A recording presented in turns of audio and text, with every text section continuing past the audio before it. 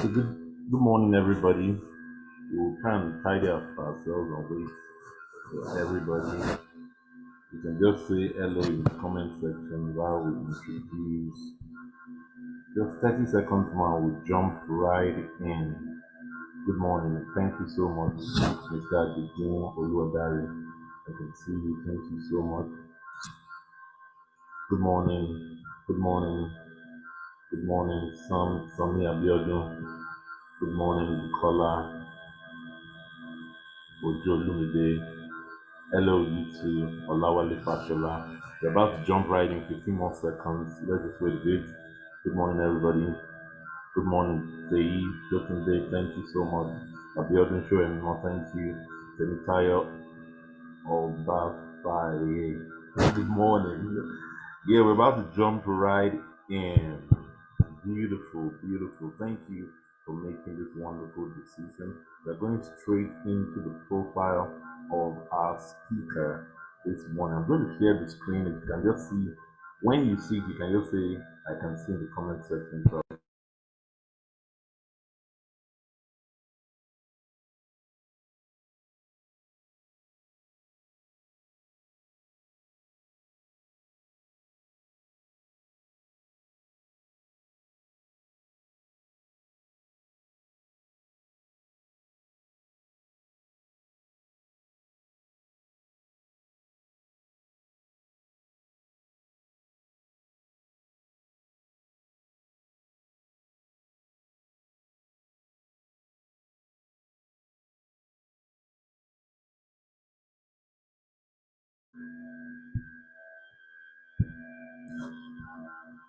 okay, if you can see it, I'm sure you can hear me. Good morning, Auntie Larry. Good morning. I can see you. It's on the background. Thank you so much. So, our speaker for today, wonderful, wonderful, is Mr. Bolu Onasanya, revered as the Apostle of Joy. I can personally testify to that. He's a consummate authority in the domains of emotional intelligence, psychology, occupational therapy, and neuroscience. With a distinguished career as a writer, conference speaker, a trainer, and renowned mental wellness expert, Bolu has cultivated an impressive repertoire of knowledge and experience in the pursuit of human flourishing. I love that. A certified happiness life coach from the esteemed Transformational Academy in Florida, USA. Bolu brings a profound understanding of the intricacies of emotional well-being and psychological vitality to his practice. Bolu Onasanya is a distinguished graduate of Obafemi Awolowo University, Ile-Ife, Nigeria, holding a degree in medical rehabilitation with specialization in occupational therapy. His academic journey laid the foundation for his expertise in the realms of psychiatry, human psychology, developmental psychology, and medical counseling. As the vision founded, as the visionary founder of Joy Bolu operates a multifaceted platform employing various mediums such as books, radio programs, conferences, seminars, podcasts, and individual counseling to propagate the twin ideals of joy and mental wellness. Over the past 7 years, he has profoundly impacted the lives of more than 14,000 individuals, providing them with invaluable insights into mental wellness and human performance. Bolu has also extended a compassionate hand to over 5 individuals facing suicidal crisis, offering his expertise in mental health first aid. Bolu Onasanya's literary contributions are equally commendable. As an accomplished author of 7 books, his work has resonated with readers around the world. Notably, notably, his book, Blue Skies, Red Seas, earned recognition as one of the top 20 books of the 2016 Channel TV Book Club for its profound impact on depression and mental health.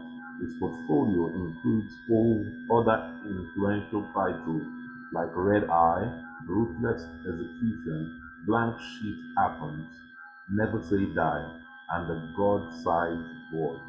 The seventh book, Light Be, wow, that is so powerful, you need to get that one, provides an illuminating exploration of joy through the lenses of science and faith, securing its place as a top Amazon new releases title. Beyond his professional pursuits, Bolu's commitment to the well-being of others extends to his role as an Archive Fellow of the Royal Commonwealth Society from 2014 to 2022 as a dedicated board member of the Anti-Larry Foundation, a charitable organization making a difference in the lives of those in need. In recent endeavors, Bolu Onasanya has founded Joy Culture Enterprises, a business aimed at providing professional mental health counseling and mental wellness workshops and retreats, and coaching services, reflecting its unwavering dedication to the enhancement of human mental and emotional vitality. Outside his professional life, Bolu finds joy in playing football, savoring cinematic experiences, and fostering meaningful connections with friends. He is a devoted husband to Larry or Northumbria. You can see you, and together they share the joy of raising their remarkable children, Oluwademilade and Ewaoluwa.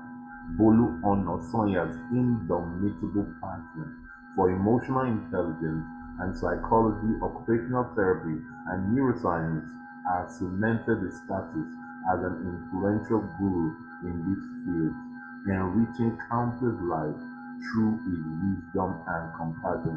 Can you just put your hands together, even for that particular type of profile? Just put your hands together and let's welcome Mr. Bolu Onasoya. I want to see in the chat section. I want to see the chat box, all the love, all the claps, everything.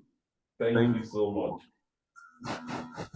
All right. Thank you so much, sir, for that introduction. Hi, everybody. Yes, I see the flames. I see the fire. Let's get this going. All right. I'm going to share my screen. Right. I'm going to share my screen. And we're just going to get started. If you can see my screen, can you put it in the chat? Oh, amazing, amazing. If you can see my screen, can you put it in the chat? I want to be sure that I have you 100%. Fantastic. All right, let's get started. All right, firstly, I want to say thank you to the leadership of the Harvest House Nation for such an amazing privilege to speak to the super amazing people here who are parents or intending parents, who are raising the next generation, the future generation for Nigeria, for Africa, and for the world. So I'm really grateful for this privilege. To my pastor, Reverend Bemini Yeboda, I want to say thank you. And to the planning committee of this conference, I want to say a big thank you for the privilege as well. And one more thing, I want to say thank you to you for joining this breakout room. It's going to be tremendous. We're going to have a great time. I'm going to be speaking on mental well-being and wellness, recognizing and supporting your children's need. And I think it's so strategic, this subject of mental well-being. And I want to help you to see that mental well-being is actually different from mental health. Yes, there is a slight difference between mental well-being and mental health, and I'll explain it to you. So mental health is like an umbrella body of knowledge of knowledge that speaks to the state of the mind of a person, the state of the physical body of a person as well. So WHO defines health in itself as a state of well-being physical, mental, and social well-being. So when you talk about mental health, you're considering three factors: how the person thinks, how the person feels, and how the person behaves. How the person thinks, how your child thinks, how your child feels, and how your child behaves. All right, so this is really what I'll be delving into today. Mental well-being, a state of well-being. Now, the mental health has like a spectrum, right? To the extreme left, you have mental illness, mental difficulties, illness like schizophrenia, like depression. You have all of that in the extreme left. And then you have mental difficulties like anxieties, some level of depression as well. Fear is an anxiety, all of those, you have that in a spectrum. And towards the right, you have the mental well-being and human flourishing. That's really the good and the juicy part of mental health that we are considering today. So what we're trying to do in this breakout room is to help you and your child to attain mental well-being and human flourishing. All right, did you get that? If you got that, put it in the chat. Let me see that you got it. Hey, come on, keep it buzzing, keep it buzzing, keep it buzzing. Amazing, amazing, amazing, amazing. I want to see two more comments in the chat before I go. Yes, yes, yes. All right, so let's do a bit of housekeeping here. All right. First of all, I want you to keep the chat room buzzing. If you hear anything that is deep, don't say, because I can't hear it. So go to the chat and put it there.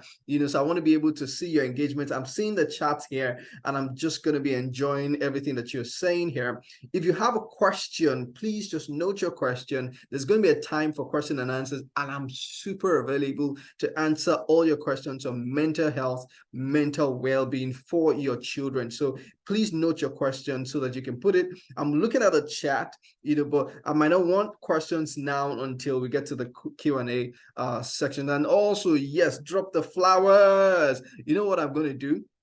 I had to rent a crowd too, so I've got my guys here who they're going to be on the chat, buzzing the chat. I want you to join them. If you're getting excited, put it in the chat. You know what I'm also going to do? I'm also going to be dropping some, flowers here and there. I'm going to give you some bubbles on some of the things I will do. Let me show you what the bubble looks like.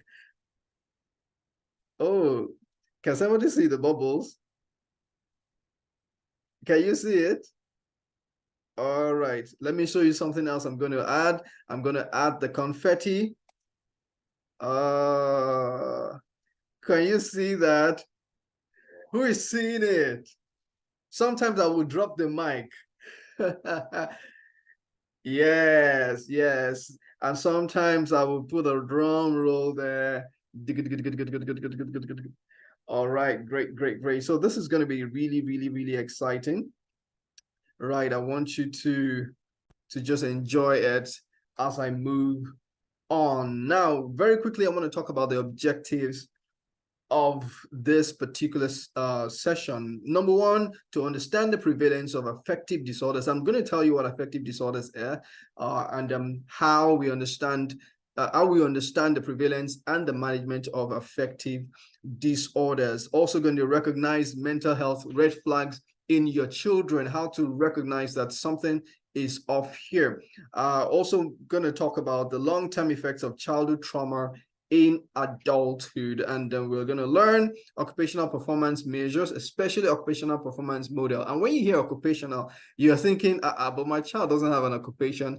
Your child does, and I'm going to teach you what exactly it is. And then we'll dive into a bit of neuroscience here. One of the biggest parts of neuroscience is neuroplasticity, and this is new research, and I think it's going to be fantastic, very, very informative for you to help your children. And from neuroplasticity, we'll go into neural signaling. And these things might sound like big words, but they're actually how you need to code your child to be that greatness that you're trying to nurture. Everybody is a learning organism, and I'm going to teach you how you're going to help your child to learn greatness. And then we'll talk about the positive psychology for nurturing greatness. I want you to know that you shouldn't be too hard on yourself. I know you've been in the conference yesterday and it was like, it choke. Am I right? Like you're looking at it and you're like, pop, confetti on all the things you're learning, right? Yes. And then there's very, very much likelihood that you're under pressure to perform. But I want you to know that first, don't be under pressure to perform. As a parent, all you need to do is gather intelligence. Now, hear this and hear this good. You don't require much skill as much as you require intelligence in parenting. What do I mean? Now, if you have a skill, the skills that my parents used in parenting me that are not relevant today for me to parent my children, if I've gained those skills, they wouldn't be relevant for me now. But what I need to gain is intelligence. What's intelligence? Is just gathering information and processing that information to profit you or to profit a goal. So what you need to raise your children is actually more intelligence than skill. All right. So what you're looking for, you're looking at your children, you're watching your children. How do they behave? How do they think? How do they respond to you? That is what you're doing. You're gathering intelligence, and that is what you're now using to manage them, to build them, to nurture them to be the best version of themselves. Okay, enough of the objectives. Now let's get to the juice of it. Who's ready? Drum roll. Come on, let me see you buzzing in the chat room. Yes, we have a generation that is not in the mood. They're just not in the mood for you.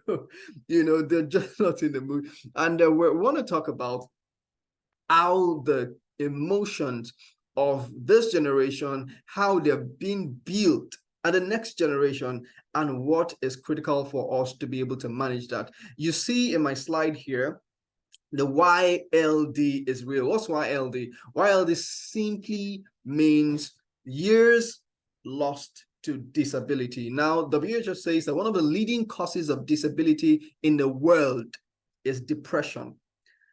Disability, depression. Now, when you hear disability, you're thinking, oh, this person cannot walk well, or this person is stuck to a wheelchair. And that's really, yes, that's some level of disability, but disability does not necessarily mean deformity. Should I drop mic?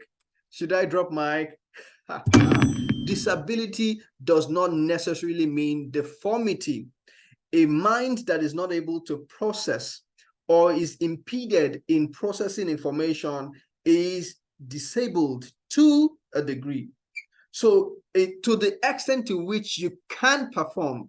So if my performance can reach 100, but I'm performing at 70 or 60, there is that gap of 40 is brought about by some level of disability. So WHO says that the leading cause of disability in the world is depression, meaning that this person cannot be 100% because of how they feel. Addiction can be a form of disability, so that you are not able to perform until you are stimulated by a substance. That can also be a form of disability. So you're looking at a generation that is very, very dependent on how they feel, a generation that prioritizes emotions over logic and over intelligence. And when you see that kind of generation, you know that you have to do a lot more of managing how they feel so that they are able to be the best version of themselves. And you see here on my slide that it all starts with you. So I'm going to ask you a question, and I'm going to look out for your comments in the comment section. How do people experience you? Ding, ding, ding, ding. How do people experience you? Come on, someone put in the chat section. How does your children, how do they experience you? I'm putting a bubble for that. Bubbles are flying everywhere now. Are you an angry person? Are you a dissatisfied person? So that question of how do people experience you? How do your children experience you? Why this is very critical is because your child, you become the first natural environment of your child. Now, let me delve a little bit to neuroscience. And before, many years ago, hundreds of years ago, it was thought that a human being was born with everything about the parent, so that the personality of this child is basically an offshoot of that of the parent.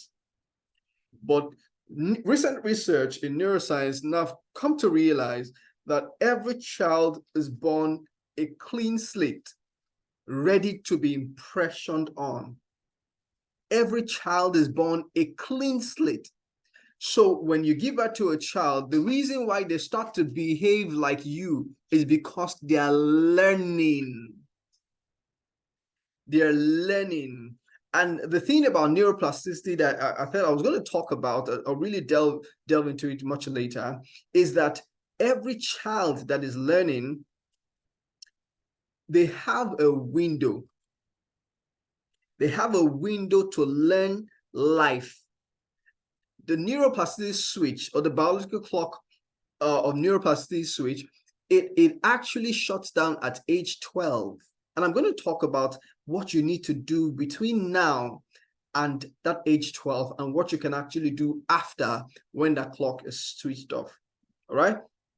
So I want you to know that this all starts with you. Your child takes on everything you impress on them. Now, you think that it is what you say to your child that creates an impression. But before your child was born, your child was hearing your voice. Before while your child was in the womb, they could tell your voice from another person's voice. They could tell the intensity of your voice. So when your voice is stern, or when you have a gentle voice, they could tell the difference. Intelligence has started, impression has started, because they're learning life. They are alive already, and by the time you give birth to them, they can see. They start to read your emotions. That's why if you look at a baby, they just keep staring. They stare into your face because they're trying to understand your emotions from how your face is.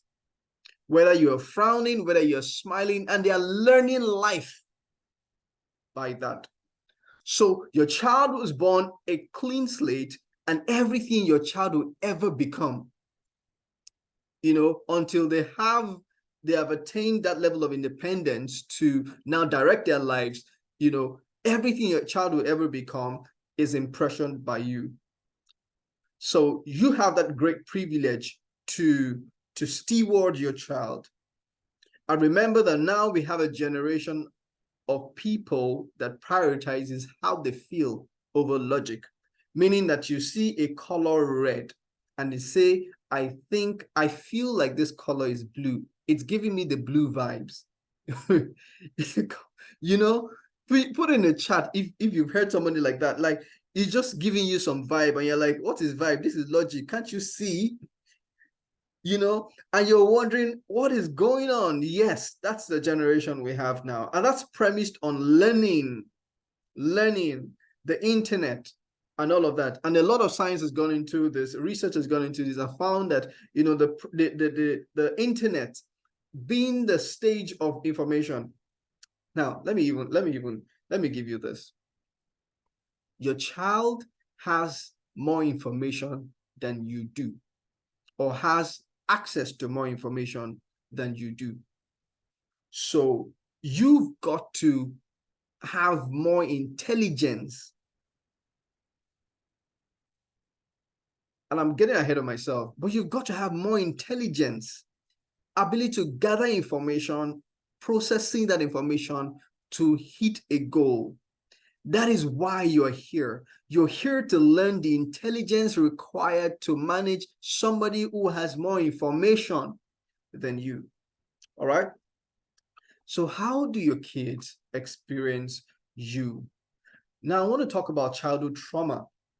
I'm talking about how those children experience you and how your behavior can be traumatic and create a problem for them in the future.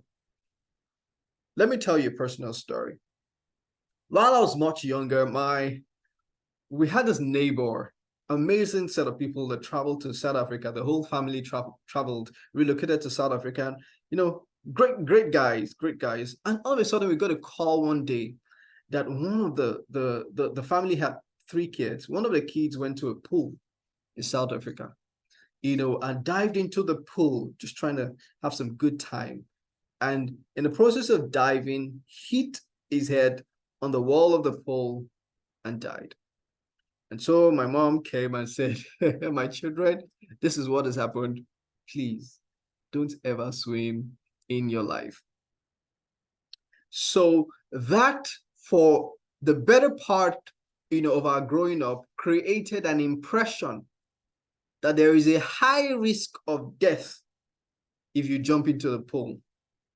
So that fear of dying if you jump into the pool created some level of anxiety. I have worked and had a privilege to coach people. Just hold on a second. Let me take a water break. My laptop battery is dying, so I've got to get it charged. Oh, there we go.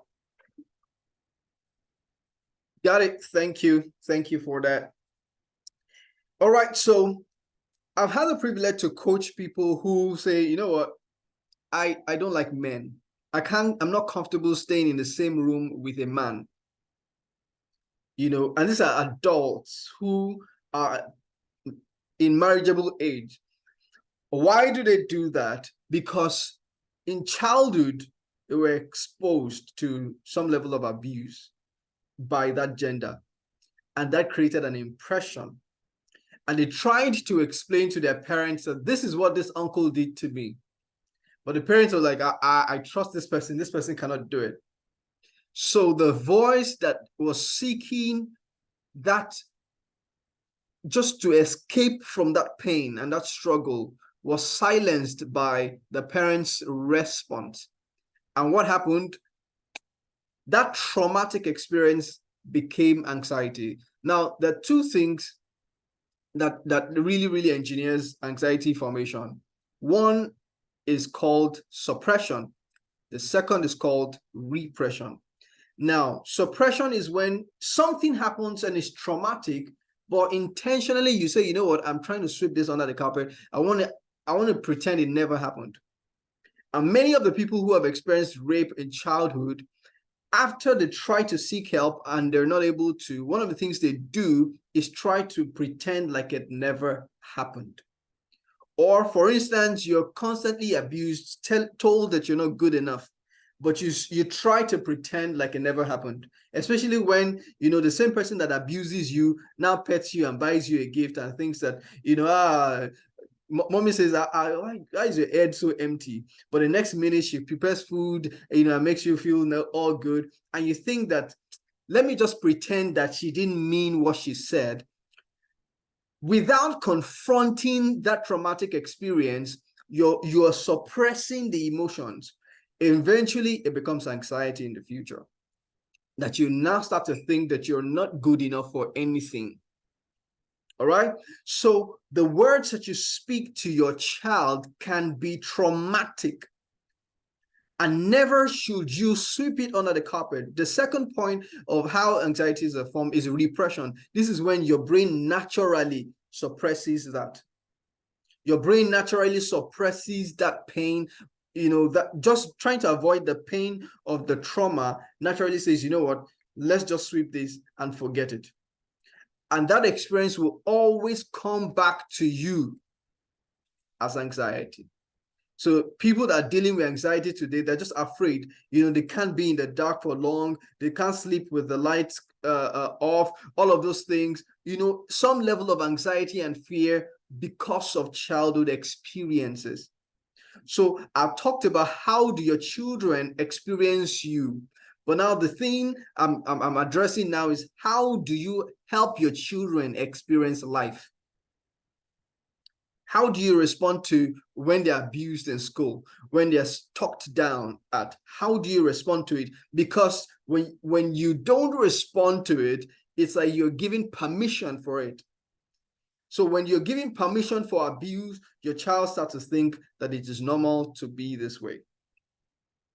All right. So you need to help your child to experience life so that they can attain mental wellness and human flourishing, so they can flourish in school and flourish in life in adulthood. All right. So resilience, coping mechanisms. How do you build resilience in your children? You need to teach it. Teach resilience. And I'm going to get into that while I'm talking about neural signaling, and it's gonna really blow your mind. If you're getting something here, can you put in the chat? Let me see it buzzing in the chat. Can somebody say yes is impactful? Can you say yes? Put yes in the chat. Yes, I see you. Yes. Now, I want to talk about mental health red flags that you should look out for in your children. All right. Number one, you can see here mood changes. First of all, you must have heard people say, I'm depressed. If you heard someone say that I'm depressed, can you put in the chat? You heard somebody tell you, I think I'm depressed. You put in the chat if you heard anybody or you met someone that said I'm depressed. I'm waiting. Jesse people, yeah, yes. But medically, no one is depressed until they are sad for over 2 weeks. So the way to diagnose depression is consistent sadness for more than 2 weeks. All right. So if you're not sad, if you're sad for 2 days, you're not depressed. You're just sad. And it's normal to be sad, actually. It's normal to be sad. Put it in the chat. It is normal to be sad. Yes, do that. Put it in the chat. It's normal to. It's actually very normal to be sad. It's an emotion that you should express as a human being. Number two, insomnia, hypersomnia, change in sleep patterns is one of the things you should note. If your child starts to just sleep, hyper sleep, more than they usually would do, you need to take note of that and call a psychologist, call a psychiatrist, or call me, to be able to help with that situation. There is something up with a child that you need to pay attention to, or if a child has lost sleep, a child that usually will sleep for 8 hours now starts sleeping for 4 hours, then you know that there's a challenge there. Attention deficit, is also something you should look out for. A child that used to be very attentive, will listen to you, now stops being attentive, then that's something, that's a red flag right there, that you need to look out for. Change in eating habits. Some people, when they're feeling low, they eat a lot. Some people lose appetite. So when they're anxious, some people lose appetite. Some people just eat excessively. Just see, you might not be able to tell the difference between normal behavior and something is wrong if you're not even studying your child now, if you're not gathering data, intelligence about your child now. So one of the things you need to do, pay attention to, whether you have a child now, you're expecting to have a child, is always pay attention to their patterns. Always pay attention to their patterns. That is how you are able to, identify a change in that particular pattern. So there are some people that they don't sleep much. When they start to sleep excessively, then that is a problem. Anxiety or fear, when your child now all of a sudden says, I cannot go into the dark, or mommy, I need lights, I need this, I need that, when that wasn't usually their pattern. There's something off, and you need to pay attention to that. Withdrawal, social withdrawal is also very, very critical, especially for a child that is being bullied in school. They start to be withdrawn, to themselves. They get back from school, they just want to go to the room, they just want to sleep, they want to be by themselves, they don't want to talk to you. When you ask them questions, usually they will tell you everything that happened through the day, but now they're not saying, oh, I'm fine, and there's nothing. Then you know that there's something up you need to pay attention to. Now, when a child starts to speak about self-hurt, or when they start to hurt themselves, you need to pay very good attention. Not just pay attention, call for help. When you see a child, yeah, I see someone putting French in the chat room. Rose, I see you, right?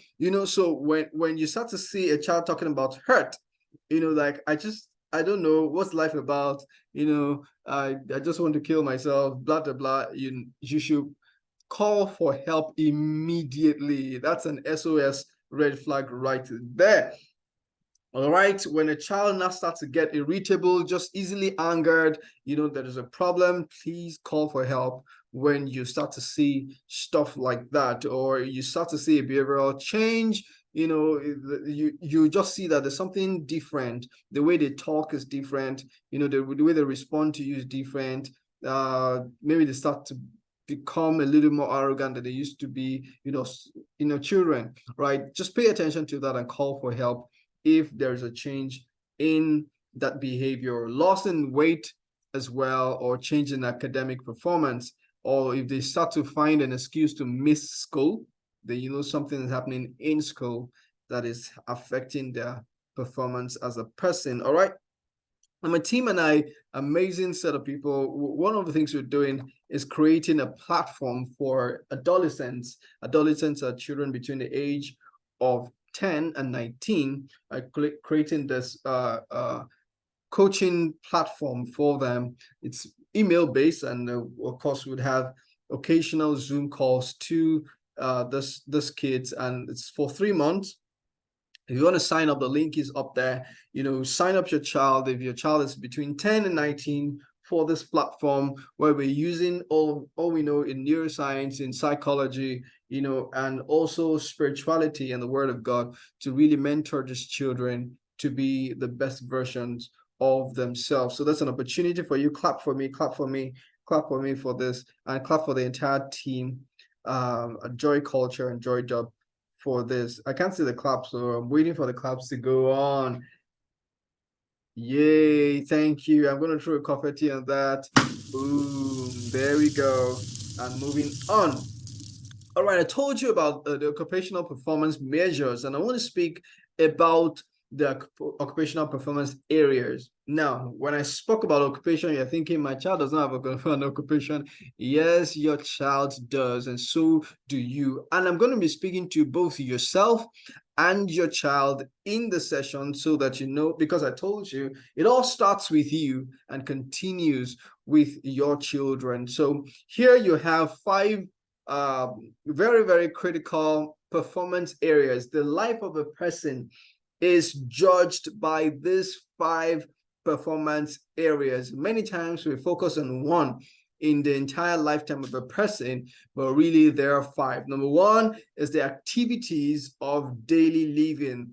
Here we have both the basic and the instrumental. And the basic activities of daily living is something like eating, grooming, the way the person dresses, the way the person, whether they bathe or not, whether they have that habit, to take care of themselves, have self-care habit or not. The instrumental is something like cooking. And I know children that actually do fantastically cooking.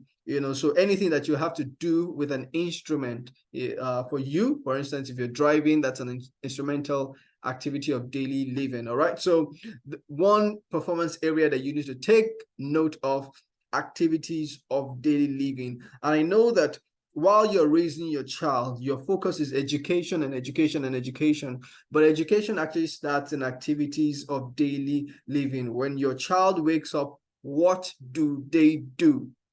What's the first thing your child does when your child wakes up? And you need to now build culture in your child, be intentional about building culture in your child. What do you require for them to do, and how does that frame their living throughout the day and through the lifetime? All right, so activities of daily living, work and productivity. Now let me shock you to say that your child's work is play. Yes, your child's work, first of all, as you're raising your child, if you have an infant, is play. Now it starts to graduate, and for those who are in academia, they'll tell you this, that they use play as an opportunity to learn. So that's why many times you go to nursery schools and you say, these people are just playing, but they've been strategic in using play for learning, because the child grows up Firstly, knowing to play, and that's their work and productivity. A child that cannot play is not productive. Put that in the chat. A child that cannot play is not productive. Come on, put it in the chat room. Yeah, let me drop mic on that one.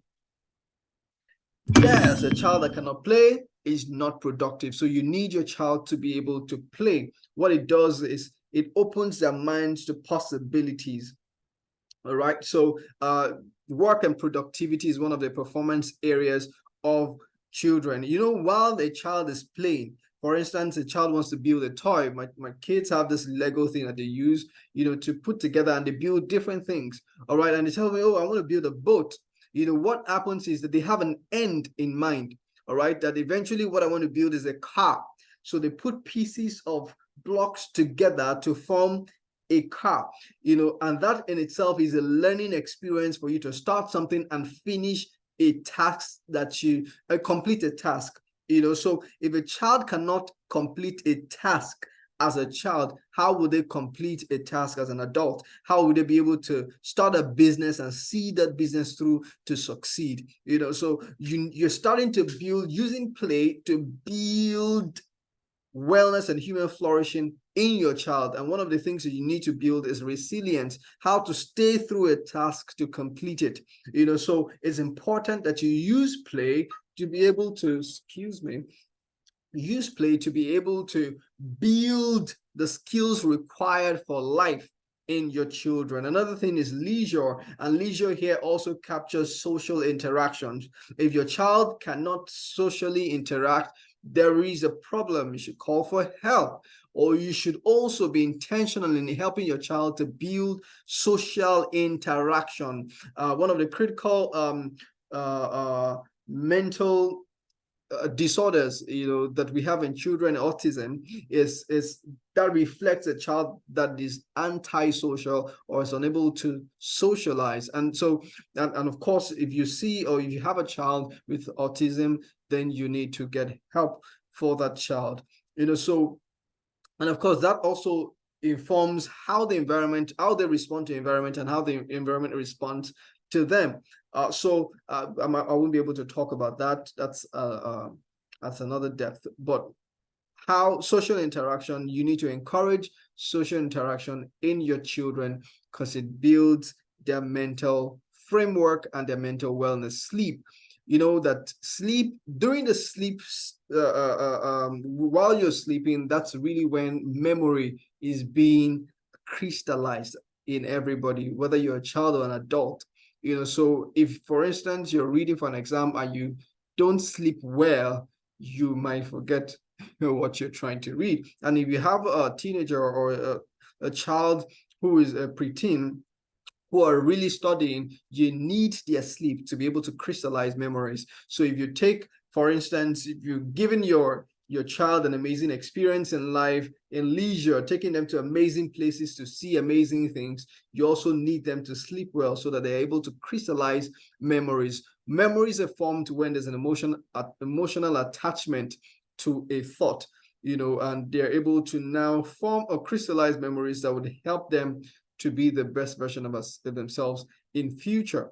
All right. So if you're getting anything from this session, put it in the chat. Can I see it that you are learning something? Come on. Let me see the chat so I can move on to the next thing. Yes. Thank you for that. All right, let me put a drum roll. Okay, yes, I need to speak to spirituality. It is so critical. And I'll share a personal experience. My parents raised me. My dad is a pastor.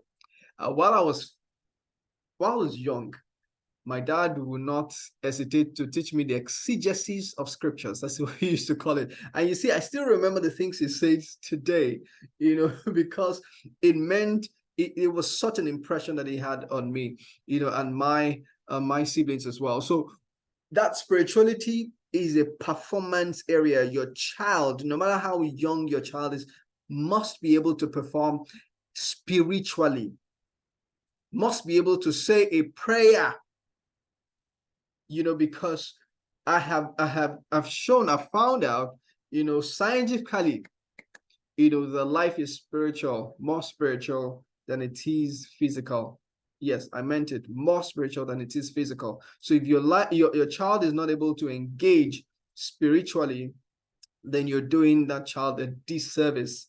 There are dimensions in human existence. There used to be identified 3 dimensions in human existence until Ivan Einstein came in and said there is a 4th dimension, which is the space-time dimension. And we have come to realize that there's a higher dimension. I don't know whether it's the 5th, but there's a higher dimension, which is the spiritual dimension, and your children should be able to operate in that spiritual dimension.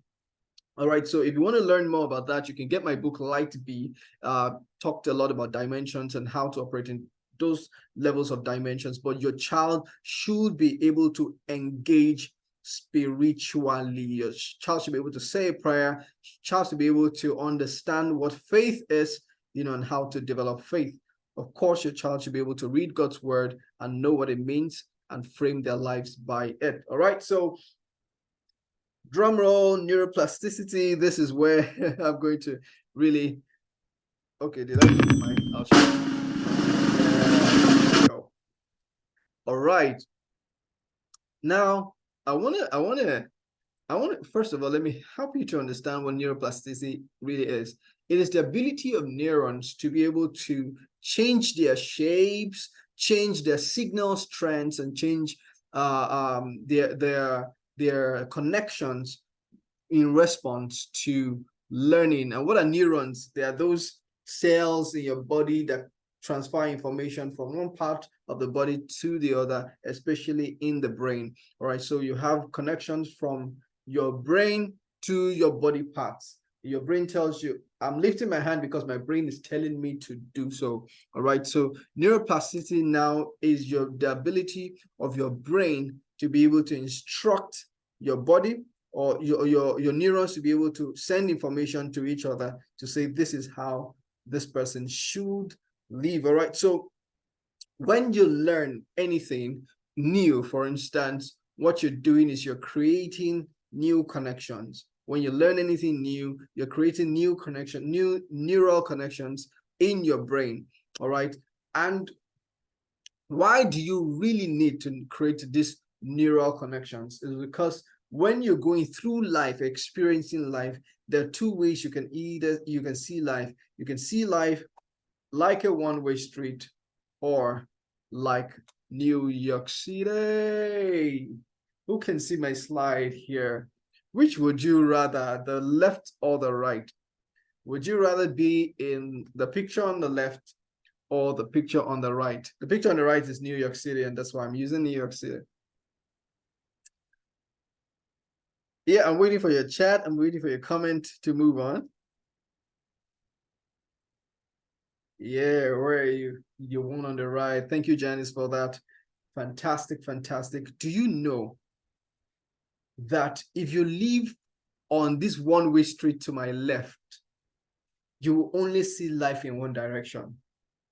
So imagine that your child, and we're talking about human flourishing and mental wellness here, and it's so critical that everything your child knows, it goes to school, it goes to church, it goes home, he eats, he plays or watches cartoons, and that's just all the human experience your child has.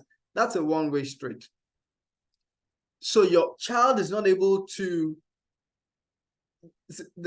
the possibilities for your child is slimmer in life because they just know one way.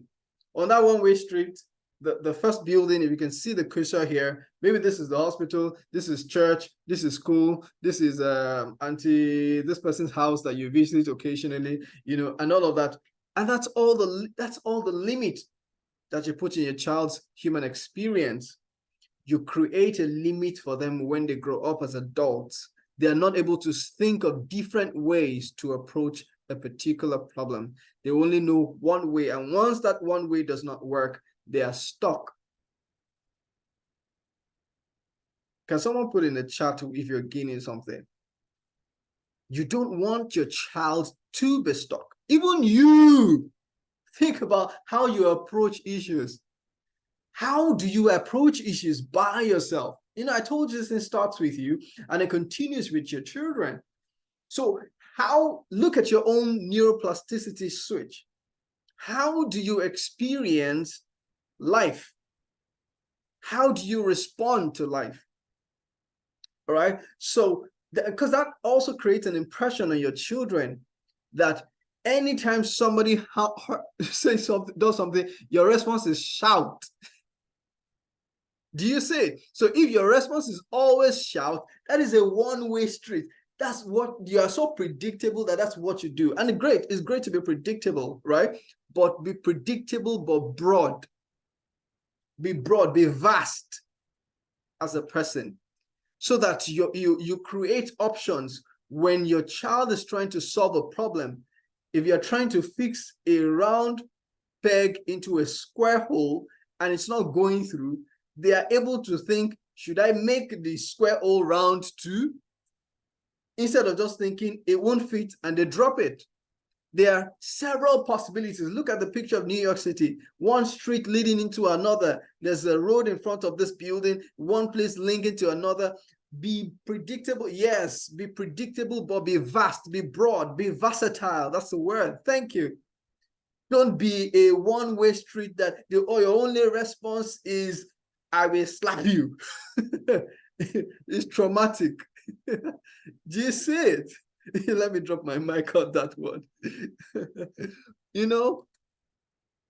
All right. No, don't let me get ahead of myself. So be broad, be vast, learn by yourself. One of the things I did recently, because I thought, you know what, I need to step into this new season of my life where I'm able to attain some of my goals, and I need to be able to be in the best position as a person to attain these goals. So I started my course on neuroscience.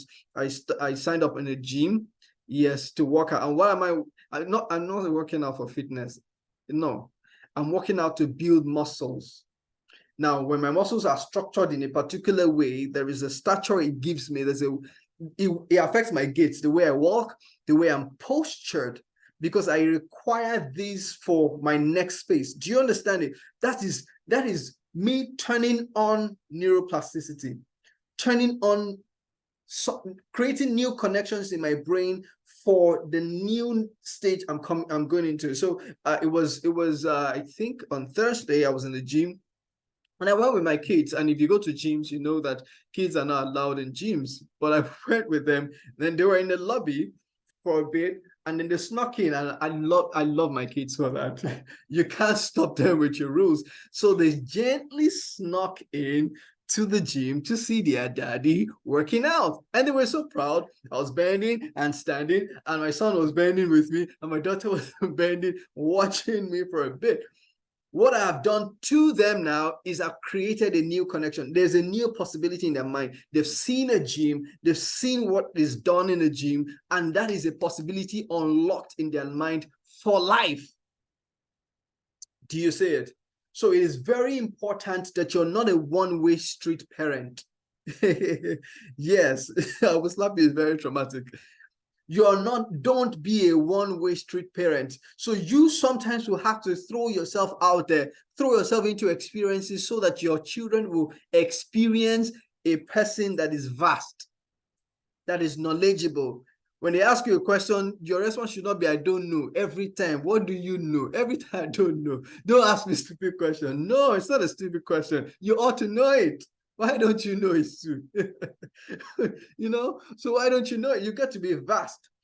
Turn on pathways, several pathways in your brain. It is very, very, very important, not just for you, but for your children, because you're creating impressions on them. You are the pattern of life for them, whether you're abusive or not. I'm telling you, your child can look at you and say, this person is very abusive. In my life, I will never be abusive. When they grow up, they will be just like you.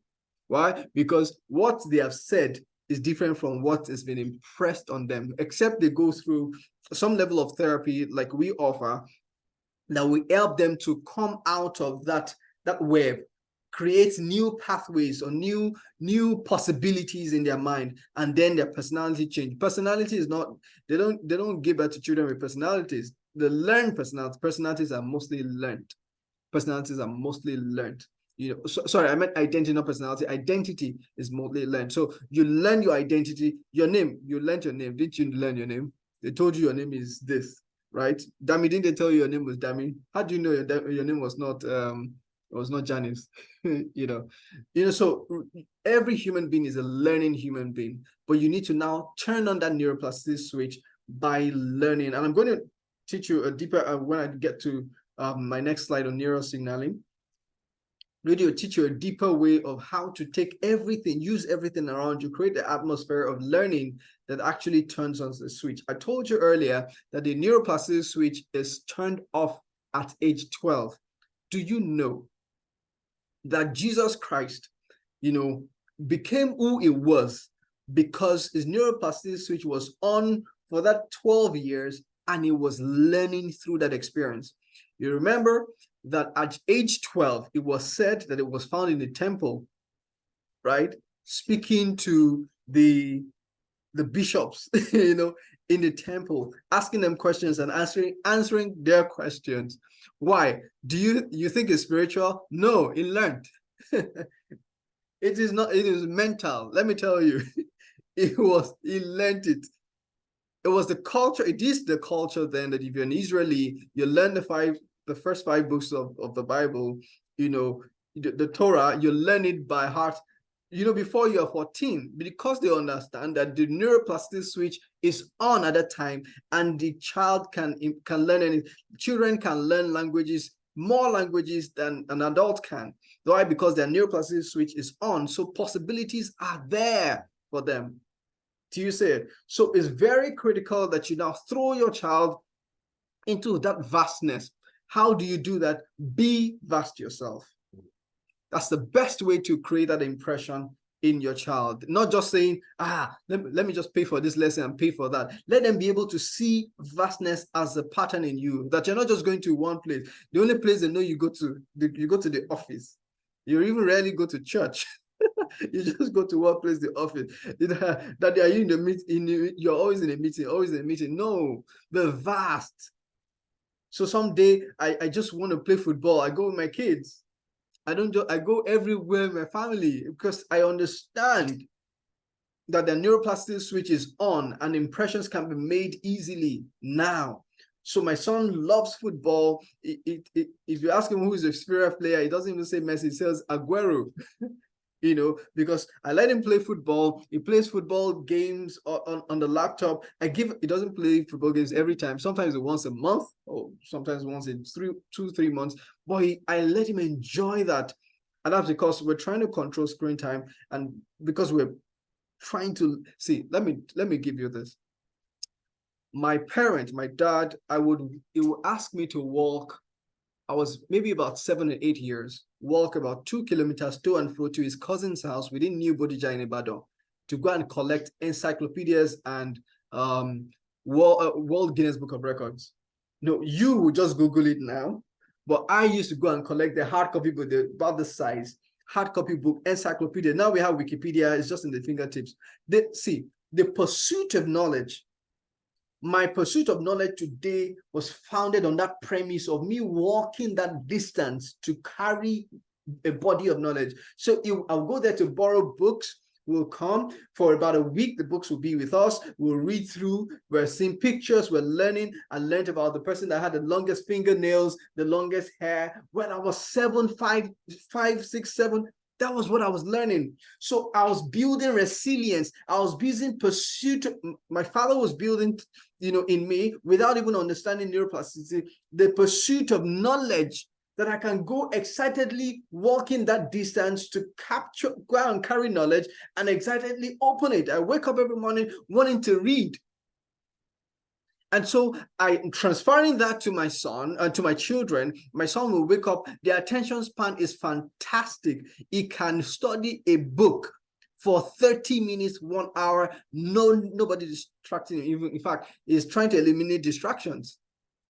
While we have a generation of people children that they can't open a book for 5 minutes. They want to see something. They want to watch something. But no. So I read a lot. I have books. The other day, I brought out my anatomy atlas, and my son was opening it, seeing the different body parts. I'm exposing him. So turn on neuroplasticity switch. I don't know if I have how much time I have left on this call. But turn on your neuroplasticity switch and help your child to just learn, because it frames their life. They grow up as adults, living according to the pattern. So whether it's a one-way street or in New York City, it is up to you to build your children into what you want them to be. All right. So now let's talk about how to get it done. All right. And you see these things as big words, but not really. They're very simple things that you would do. The only thing that you need to know is that you have to be consistent in it. So as long as you learn the simple things and you're consistent in it, it would completely change everything for you and your children. All right. So one of the things I would encourage you to do, and this is like to get it done right now, is to practice new task. And don't just practice one new task, multiple tasks. So there's something called the contextual interference. And this is a research that was done. Let me even share this research with you. It was done that a few people were brought together and they learned a particular task. They were trying to find out how multitasking can improve memory and performance. All right, improve retention of skill, rather, and performance. And it was realized that when these guys were doing this, just one particular task, they were performing highly in that task. But after many days, they were brought back and their performance dropped. They were trying to relearn that skill. And the second set of people, they were asked to do two tasks, at least two tasks at the same time. They were juggling between tasks. And they realized that their performance was not on the peak as compared to the first group, but eventually they were able to memorize that skill better, both skills better. So they were juggling between, and you're thinking now, I don't want to disturb my children and let them just focus on one thing. No, I've got 5 more minutes. Fantastic. Right. So don't help your children to multitask. What happens, don't worry about their performance in the immediate. What you're building is a future, because eventually their skill retention increases when they multitask. So they're learning how to play the keyboard and they're learning saxophone. You're saying, no, let them learn, or they're learning language. You're learning French and you're learning keyboard, and you say, let's focus on this one, on this time. Next time you focus on that. No, let them learn both at the same time. Their performance in both might not be at their peak when they're learning in the intermediate, but what happens is on the long run, they're able to retain both skills better than if they just focused on one at a time. And when you're doing that, you're actually creating new signal connections in their brain, neurosignaling. So it helps them to be able to multitask. It helps them to see life differently and approach life differently. And what's the report of that? What's the effect of that when they grow up? They're able to multitask.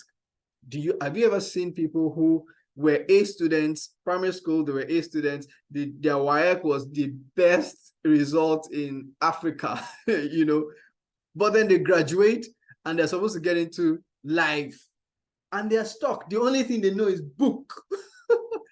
They're not able to, they can't even talk to people in public.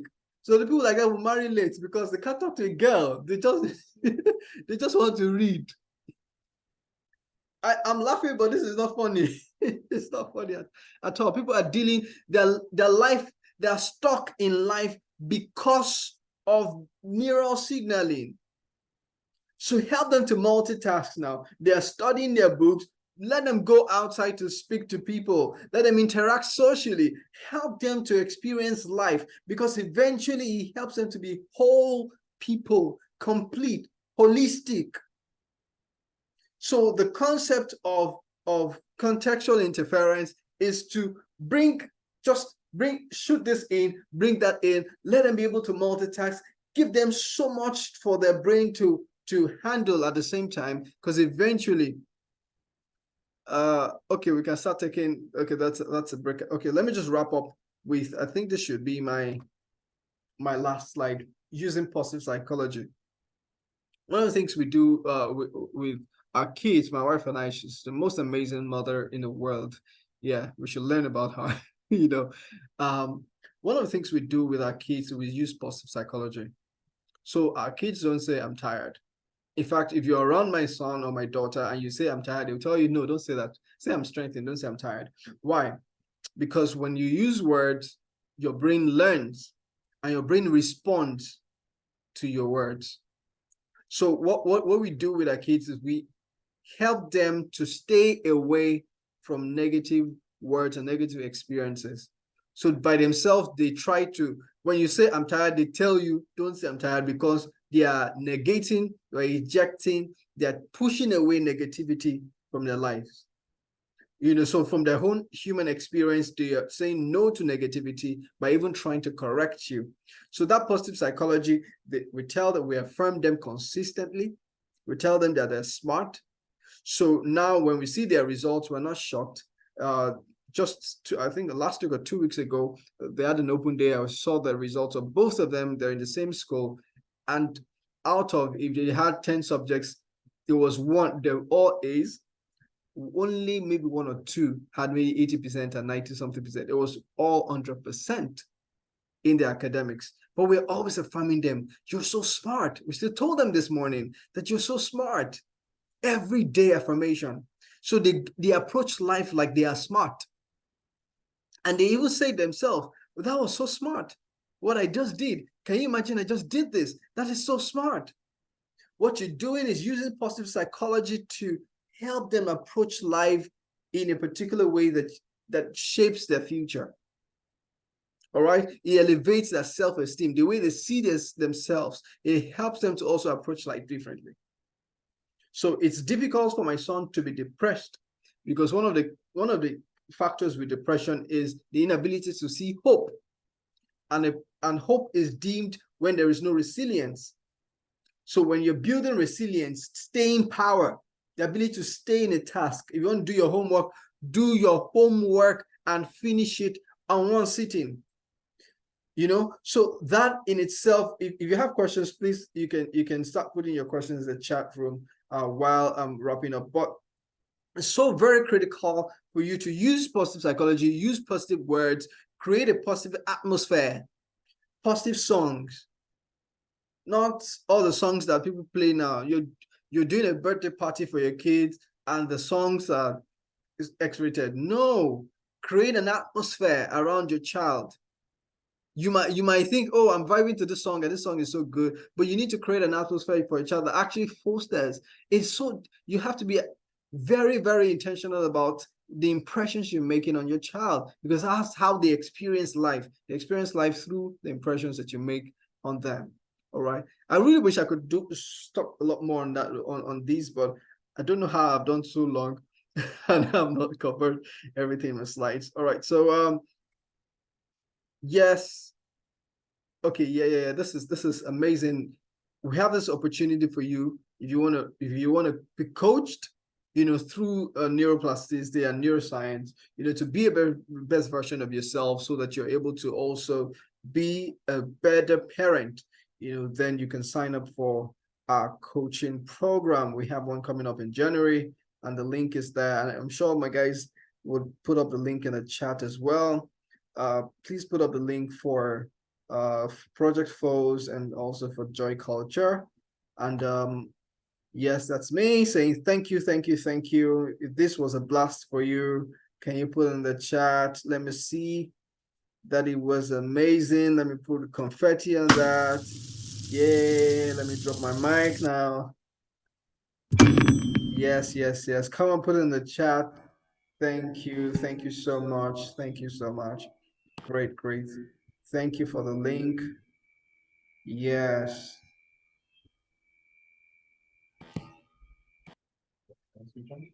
Yes, so I think we can take questions now. Wow, what a session. I don't know. It has just been back to back amazing. Thank you so very much to our wonderful speaker. We really, really appreciate it. We're waiting for the questions. I'll just be able to channel those questions to him. I want to see questions. Thank you so much. Some of them were so deep. Can we also drop some of the things we learned in the comment section too? I know that they said something like our children have a lot of information, so our intelligence should also be on the max. Our children have a lot of information, so our own intelligence has to be on, on the increase. The syllabus is changing. Literally, that's what it's saying, and we have to take advantage. So I'm going to wait for questions, and you should have a question. For instance, like when he talked about that, is it neuroplasticity or plasticity or whatever, that, when he said, some people are so brilliant and but they are not good in some areas. Someone succeeds throughout his life, and for me, I dropped in the comment section, I have a best man that is still not married, because even though he's a genius, he's a doctor, maybe I should even ask my own question. Maybe I should ask that as a question, God. So what do we do about this case now? Um, I'll read you. What do we do to the case of someone that is brilliant? He was the best graduating student, everything, but he's still not yet married, in his 40s, and you just wonder whose fault was it? Like that man had Jesus in the Bible. Thank you, sir. All right. Thank you for that question. So first thing is just learn the skills learned for social interaction, skills that are required for social interaction. So first of all, you have to be a social human being. WHO, like I said earlier, defined health as a complete state of mental, physical, and social well-being, not necessarily the absence of diseases. So a person who is not able to connect socially is not healthy. We should treat it like malaria, and one of the drugs for that is to just actually speak to people. Now, first of all, have that healthy self-esteem, so because that self-esteem also empowers you to actually desire to speak to other people, because you know who you are, you're confident in who you are and what you know, and you believe that you can actually impact the next person, so not necessarily trying to speak to the female gender, just even be able to speak to the next person, and see the next person as a person actually that can learn from you. And with that approach, you can now start to look at how to engage the female gender for the person who's not married, and start to understand people, use emotional intelligence. And emotional intelligence is basically understanding your emotions, understanding the emotions of the next person, and making it profitable, for that situation. Okay, so like I said, what you require is intelligence more than skill. So once you have that intelligence, the skill is easily deployed. I don't know if that answers your question, but let the person learn social interaction. Learning turns on your neuroplasticity switch, actually. So a switch that has been turned off from age 12 can be turned back on even when you're 50 or 40, just by learning something new. Yeah. Thank you so very much for that. Any other question? We're looking at the comment section to that, and we're waiting. Awesome. Thank you. Can my team put up the link to Project Force, please? The link to Project Force. I'm sure they'll do that. They'll do that soon. So. Amazing. All right. Any other question? Comment? Okay, does anybody have a comment? Comment? Something that struck you? Something that struck you, a comment? It's welcome. Is that okay? Is that your IE name? Yes, I'm Bolu Onasanya on all social media platforms. Bolu Onasanya on all social media platforms, on LinkedIn, on YouTube, or on Instagram, Facebook, Twitter. Bolu Onasanya.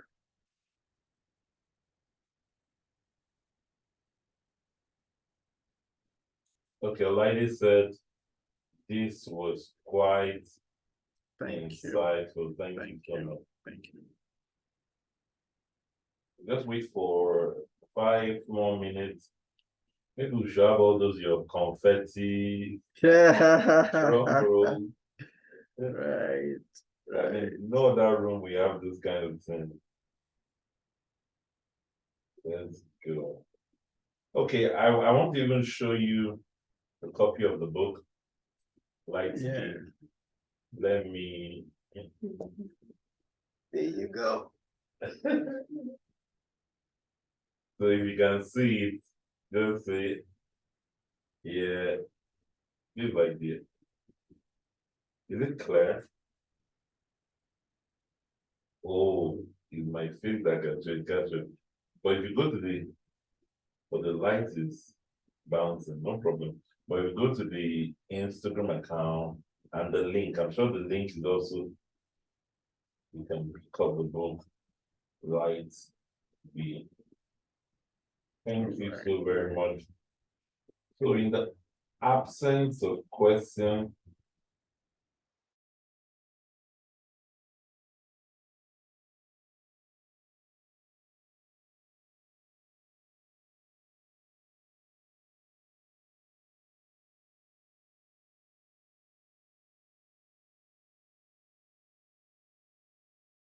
okay, the person said, I have a son, this is Lady, whom everybody recognizing his potential, but he tends not to push himself and gives up easily.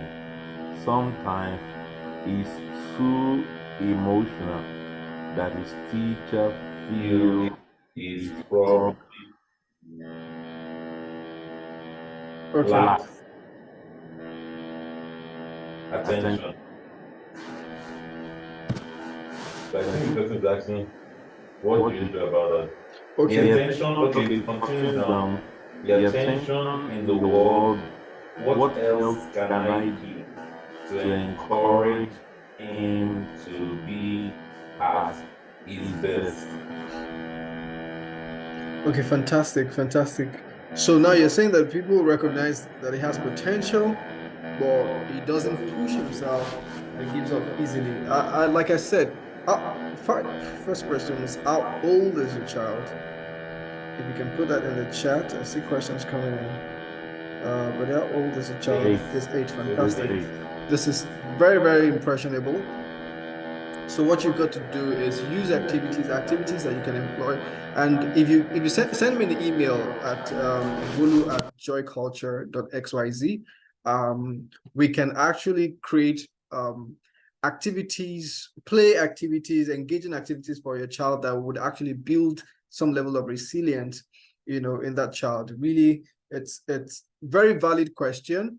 I see the concern in the teacher, but you're seeing that this child is it has a great potential. So what you need to do is formulate activities, and we'll do that for you. Activities that will help him build resilience. Now he's going to have fun doing these activities, all right? But what we're trying to build is resilience, to be able, the staying power, to be able to complete a task. So please send me an email at bulu@joyculture.xyz. Can someone put that in the chat, please? It's there. Fantastic, thank you. so that we're able to create something for your child. Thank you so much also to the Joy team for just prompt reply. So another person, this Ms. Phillips, she says, can you explain the concept of multitasking for kids? My understanding is that multitasking is not ideal for adults. Personally, I see it somehow slows down progress and productivity. Is there a different psychology for kids? Thank you so much for the thoughts. No, there isn't. I had said it earlier in while I was speaking about CI, and I said that when you're looking at performance in the immediate, a multitasker is not able to perform at the peak in the immediate. But if you're looking at skill retention, it is the best thing to do to retain skill. So your multitasking, whether you're an adult or a child, helps you to retain a skill. So now, what are the skills we're talking about? If you're trying to build, for instance, Olaide is trying to build resilience in this child. So if we say you want to build resilience and we want to build self-esteem, so or you want to ask this child to do music. So I give you an activity and I give you music, an activity to build resilience, and I'm giving you music and I'm pushing you. Once you complete this, you jump into the next. What happens on the long run? By the time Olaide's child becomes 18, would be able to retain skills required for life. But you are judging based on immediate performance. And like I said, there are five different performance areas, of a person. So if you're judging performance, you have to look at that holistic point of view. All right. So multitasking as an adult is difficult for you now because you didn't learn the skill much earlier. So today, I currently, in fact, before I even talk about myself, one of my mentors runs a coaching program, runs an NGO, runs a ministry, and runs everything concurrently at the same time, and they're all acing, with thousands and thousands of people being on this platform. One of it has about 70,000 people on this platform. I'm currently, I'm taking a course on neuroscience. I'm registered in a gym. I'm running 2 businesses. I'm running an NGO, and these things are thriving. So the reason, the possibility, the capacity to multitask will not come to you today when you start today. It's over time that you see the effect of it. So if you start today and you turn on this neuroplasticity switch in your brain and you start to learn new activities and increase your capacity, in the next 3, 4, 5 years, you realize that you're actually a fantastic multitasker and you're performing at the peak because you would have retained your memory formulation and the skill retention for these activities would have been retained perfectly, and then you'll be able to now execute this task at the peak performance on different levels. I don't know if you get that. Thank you so much. We're actually running right now. Yeah. I would like to say that if you still have questions, you can send it to that email that they dropped. Fantastic. So the question will be, well, let's take this one. Ajibade Olubusa Sola. You mentioned your child's ability to stay on reading for 30 minutes. How do you help a 5 to 6 year old who tells you reading is boring? He's quite expressive. Fantastic. My son is also a 6-year-old. It was 6, in September. Or so this is fantastic. Don't force it. Make that experience fun. So don't read so much. Read a page. What did you learn? Did you know that I learned this while I read this page? Create that experience. Because what the kids are looking for is an experience, not just knowledge. You are looking to get knowledge, gain knowledge. But no, what they're looking for is an experience. What they enjoy when they play is the experience. Do you see it? So create an experience around that reading. So, oh, what did you learn? Oh, do you know what? If you complete this, if you read up to this, you're going to tell me what you learned, and I'm going to give you a gift. So you reward what you want to reinforce, right? So when you do that, you realize that your son that you thought reading was boring will be able to, and of course, you need to now find engaging books, so find engaging books that will actually keep his attention, that make it fun for him. If you want him to read the Bible, find Bibles that have images, that have pictures, and don't let him start with Hebrews. Let him start with the with the fun stories. Then help him to see that Joash was 8 when he was king. Josiah was 7 when it was king. And do you understand? And I think I missed it, but however, so help him to see that. Oh, do you know you're going to be 8 soon? How do you want to become king? So help the child to have a fun experience reading, and you realize that reading is actually not boring. One more question. We have 1 more minute. So 1 more minute. As a teacher, I get my students say these words of affirmation. I'm intelligent. I can learn all things. Go down. Can these affirmation also apply to an adult? Let me course. sneak in and down too. What are the tips, games to nurture a child that wants to always lead plays or activities or winning? 1 more minute and we're out. All right, what are the tips, games? Of course, for the affirmations, yes, absolutely. Affirmation work for everybody. In fact, if you're not affirming yourself, you're doing yourself a huge disservice. All right, so what are the tips or games to nurture a child that wants to always lead plays or activities or winning? Just engage in those activities. That's all. Get them in places. Go to places, events where they're doing this activities, and then just do it. I'm not sure I 100% get the question, but you don't need any tip. Give them the environment. See, the phenotype of a person according to science, or the outlook of a person, is a result of two things: the genotype and environment. Environment, one of the performance contexts, when I talk about occupational performance areas, performance context is environment. Environment is very important.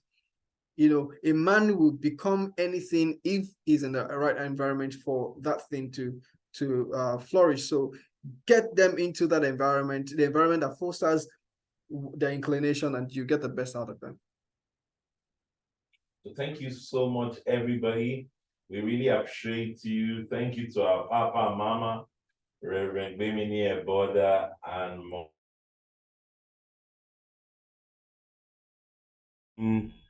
the main room right now. We can exit this room and join the main.